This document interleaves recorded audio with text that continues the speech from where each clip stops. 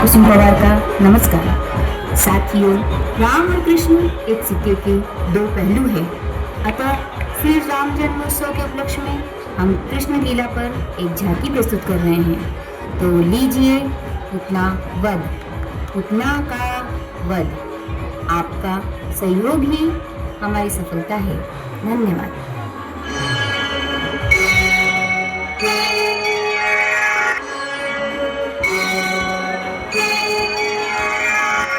राहुल, तुमने एक बात पर ध्यान दिया? इस बात पर महाराज? नंद के घर में यह पुत्र उसी रात को हुआ जिस रात लड़की के गर्भ से एक कन्या ने जन्म लिया था।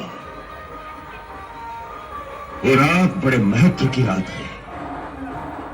जिस नंद के यहाँ संतान होने की कोई आशा ही नहीं थी, उसी रात को उस नंद के घर में एक पुत्र का जन्म होता है। और उसी रात को देवकी की गोद में जो कन्या मिलती है वो मानवी नहीं थी।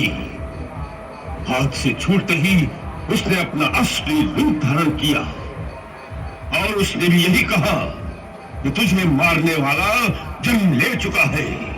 जरूर, हमें पूरा विश्वास है कि वही बालक है जिसने देवकी के अष्टम गर्भ से जन्म लिया। कारागार से निकलकर किस प्रकार वहां पहुंचा, किसने द्रोह किया, इसका पता लगाना चाहिए चाणूर। अब इस बात का पता लगाना असंभव है महाराज। क्यों? क्योंकि उस रात बंदीगृह में जितने प्रहरी थे जो इस प्रकार द्रोह कर सकते थे, उन सबको आपकी आज्ञा से हाथी के पैरों तले मरवा दिया गया। अब उस रात की कहानी सुनाने वाला कोई जीवित नहीं। वो जीवित नहीं रहे, किंतु वो बालक हमारा काल जीवित रह गया। चाणूर, तुम और किसी बालक की ओर ध्यान ही मत दो। यही जिसे लोग नंद का पुत्र समझते हैं, यही है जिसकी हमें प्रतीक्षा थी। और इस बात का मुझे पूरा विश्वास है। महाराज, यदि ये सत्य है कि ये देवकी की 8वीं संतान है, तो फिर चिंता किस बात की? अब उस अकेले बालक से निपटना कोई बड़ी बात नहीं। आप हम में से जिसे आज्ञा देंगे ये काम वही कर देगा। नहीं चाणूर, नहीं। तुम में से कोई भी वहां गया तो गोकुल वालों को सशंकित कर सकता है। हमारे विचार में तो इस समय केवल एक ही है जिसके द्वारा ये कार्य आसानी से हो सकता है। कौन? पूतना। हाँ, पूतना, बकासुर की बहन पूतना। महर्षि दुर्वासा की कृपा से वो बहुत सी मायावी विद्याएं जानती है। वो इच्छाधारी है, आकाश मार्ग से जा सकती है, मनवांछित कोई भी रूप धारण कर सकती है। गोकुल में उसे कोई भी नहीं पहचानेगा। बकासुर, तुम आज ही जाकर पूतना को हमारे पास आने के लिए कहो। तुम्हारे साथ हमारे युद्ध में उसने हमें अपना भाई बनाकर तुम्हारी प्राण रक्षा की थी। उस रिश्ते को निभाने का समय आ गया है। उसे कहो तुम्हारे भाई को तुम्हारी आवश्यकता आ पड़ी है। और उसे कुछ मत कहना। हमारे पास आने पर हम उसे समझाएंगे कि इस बालक का नाश कैसे करना होगा। जाओ।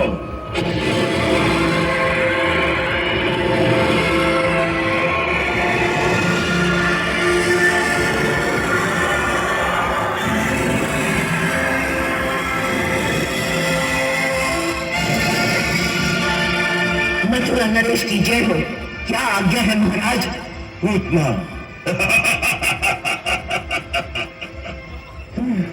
पूतना, तुमने हमें अपना भाई स्वीकार किया है। आज हमें तुम्हारी सहायता की आवश्यकता है। आप आज्ञा दें, पूतना अपने प्राण देकर भी भाई की सेवा करेगी। हाँ, तो इसी समय गोकुल में जाओ और वहां नंद के घर में एक नवजात बालक है। कहते हैं कि उसका जन्म आज से 7 दिन पहले यशोदा के गर्भ से हुआ। पर मुझे पूर्ण विश्वास है आकाशवाणी के अनुसार जिसने मेरा काल होना है ये वही बालक है जिसके लिए मैंने देवकी को इतने वर्ष तक कारागार में रखा। किसी शल्य द्वारा वो मेरे हाथ से बच के निकल गया। अब तुम्हें उसकी हत्या करके मेरी चिंता का अंत करना है। एक बनने से बालक की हत्या, बस इतना ही काम है भैया। ये नन्हा सा बालक कोई साधारण बालक नहीं है पूतना। यदि मेरा अनुमान सत्य है तो वो स्वयं विष्णु भी है जो देवताओं की रक्षा के लिए पृथ्वी पर अवतीर्ण हुआ है। इसलिए यह कार्य शायद इतना सहज नहीं होगा जितना तुम समझती हो। हाँ, विष्णु बहुत छलिया है, इसलिए तुम्हें बहुत सतर्क होकर वहां जाना चाहिए। उसकी आप चिंता न करें, यदि वो छलिया है तो मैं भी उसे छल से ही मारूंगी। वो कैसे?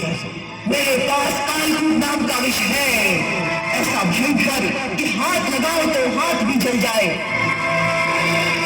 वही कालकूट विष अपने स्तनों पर लगाकर मैं उनके घर जाऊंगी। एक भाई की भांति से बच्चे को दूध पिलाऊंगी। दूध पीते ही उसकी समस्त नाड़ियां विष की भयंकर ज्वाला से फट जाएंगी। उत्तम, अति उत्तम। पूतना तुम अभी जाओ, क्योंकि नंद ग्रह में इस समय स्त्रियां ही स्त्रियां होंगी। पुरुष तो गोधूली के समय ही घरों में आएंगे। अच्छी बात है, मुझे आज्ञा दीजिए। जाओ और विजयी होकर आना।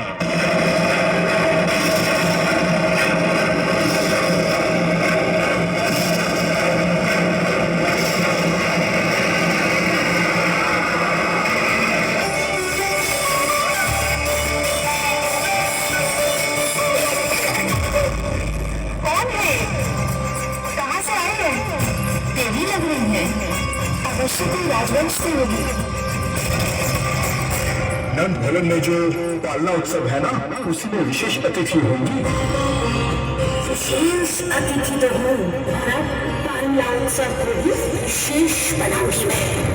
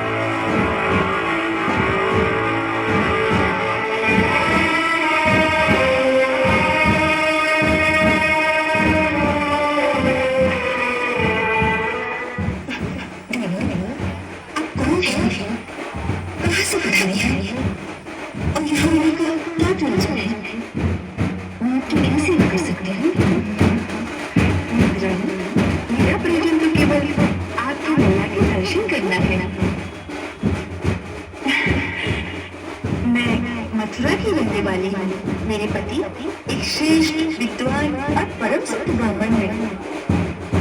उन्होंने दिव्य दृष्टि से देखकर मुझे बताया कि नंद राय के घर में एक महान आत्मा ने पुत्र के रूप में जन्म लिया है, जिसका दर्शन बड़ा ही मंगलकारी है। इसीलिए मैं तेरे द्वार पर आई।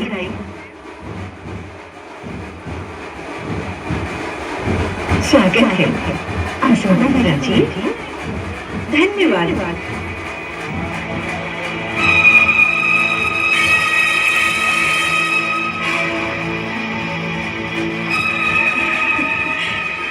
ब्राह्मण पत्नी हूँ, इसलिए कोई भेंट तो नहीं दे सकती, लेकिन तेरे बालक को आशीर्वाद अवश्य दे सकती हूँ। मेरे तपस्वी पति की सहायता और कृपा से मुझे 2 सिद्धियां प्राप्त हैं। इनमें से एक तो ये है कि मेरा आशीर्वाद निष्फल नहीं हो सकता। ला इसे मेरी गोद में दे दे, मैं इसे लंबी आयु का वरदान दे दूंगी।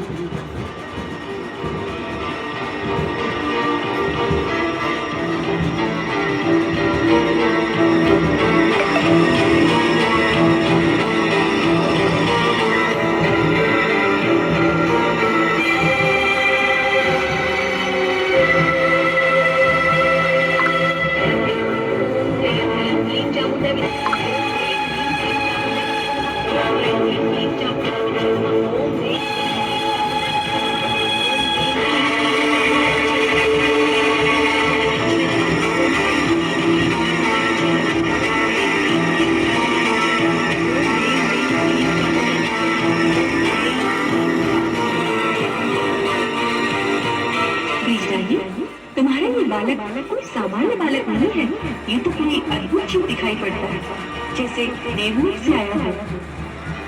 यशोदा रानी, मैं एक और रहस्य की बात बताती हूँ। मैंने कहा था ना कि मुझे 2 सिद्धियां प्राप्त है।